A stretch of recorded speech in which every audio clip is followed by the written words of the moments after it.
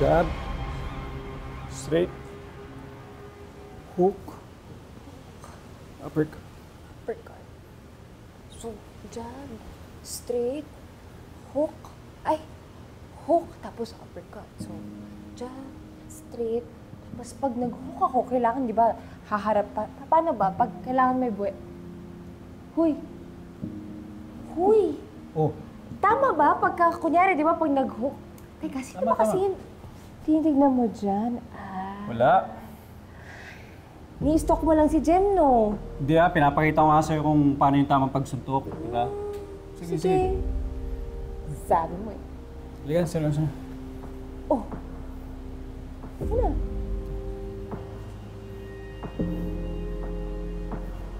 Uy. Ba't mo ka nakatingin? Seryoso. Sir, sure po ba talaga kayo sa pagsali ni Crystal sa mission natin?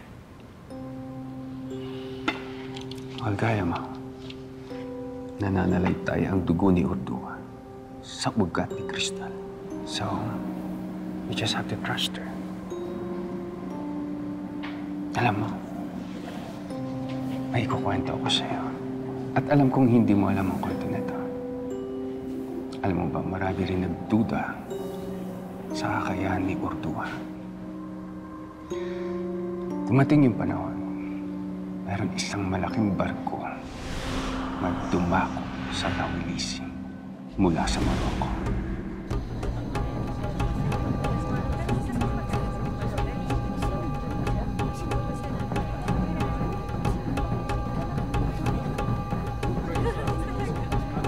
At ang sakay nito ay isang explorer, si Ibne Batuta. دعوني أخبار أيها الكفار!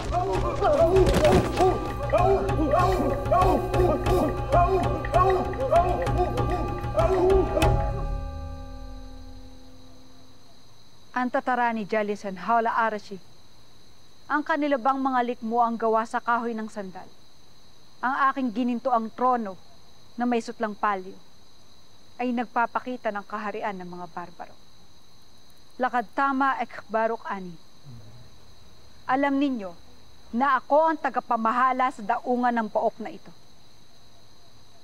Kahalili ng aking kapatid na lalaki, sapagkat kasama sa aking hukbo ng malalayang kababaihan, ng mga babaeng utusan at ng mga babaeng nakapiit. Silang lahat lumaban ng kasing husay ng kalalakihan. Nanalo ko sa isang malaking tigmaan. هل نتكلم يا صاحبة الجلالة؟ Mapangahas ka! Anong karapatan mong magsalita sa harap ng kamahalang hara? Salaknib.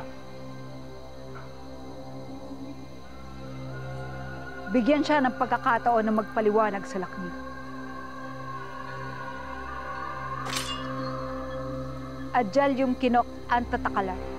Tadiraan al-isa at lakya sahibat al-jalala. Tunay akong nagkamali sa paghusga ko sa iyo. At sa iyong mamamayan. Nais ko din humingi ng patawad sa iyong kabiyak na Datu o Raha. Wakad sa Meta Aidan.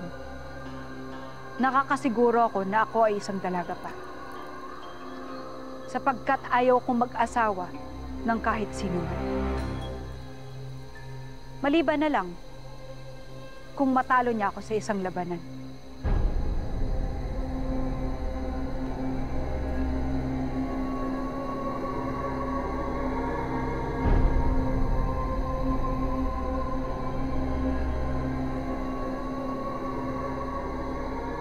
Ang mga manliligaw sa pook na ito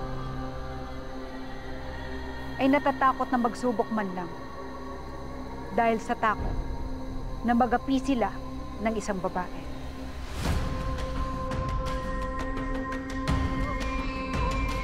Pugutan ng ulo ang dayuhang lapas na yan! Salaknip! Salaknip! Hindi na kailangan ng pagbitay sa dayuhan.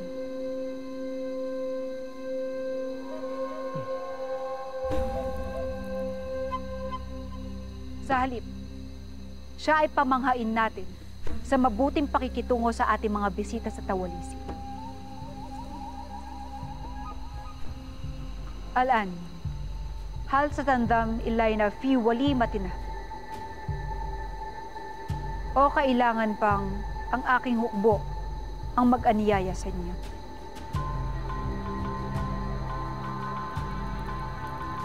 إنه نشارك لي أن نشارك فيه والعظمتك العظيمة.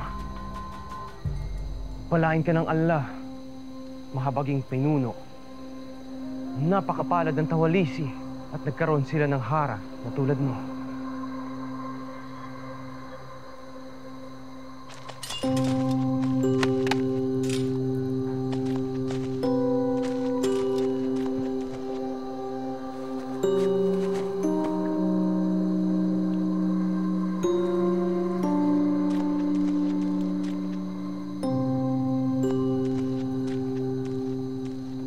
Humanda para sa sayaw ng hara!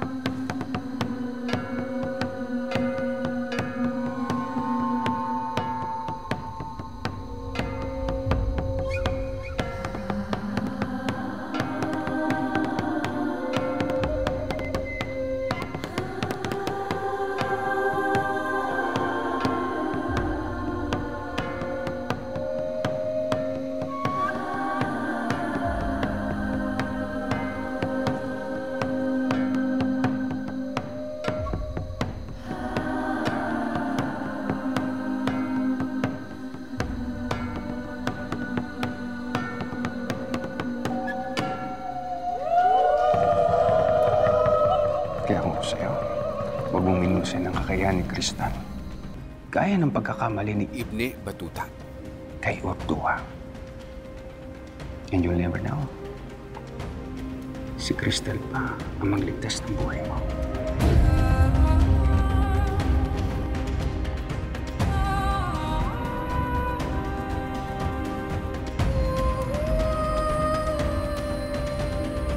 Napakaganda talaga ng nanay mo, Kristal. Sana naman na nabigyan kami ng chance ng magkasama. Kapag nalaman na niyang totoo na yung mga hiyas na yon ang dahilan sa pagkamatay ng kanyang tunay na ina, baka bitawan na lang niya yung kaso.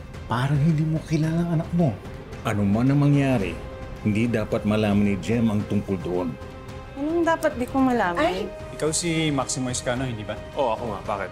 May mga ilang katanungan lang ako tungkol kay Onyx Salazar. Ayon kasi sa intel namin, parte sila ng security team niya. Alam mo, sa totoo lang, kami rin. Nahanap din namin sila. May mga tinangay silang asset ng Empire Tech bago sila umalis.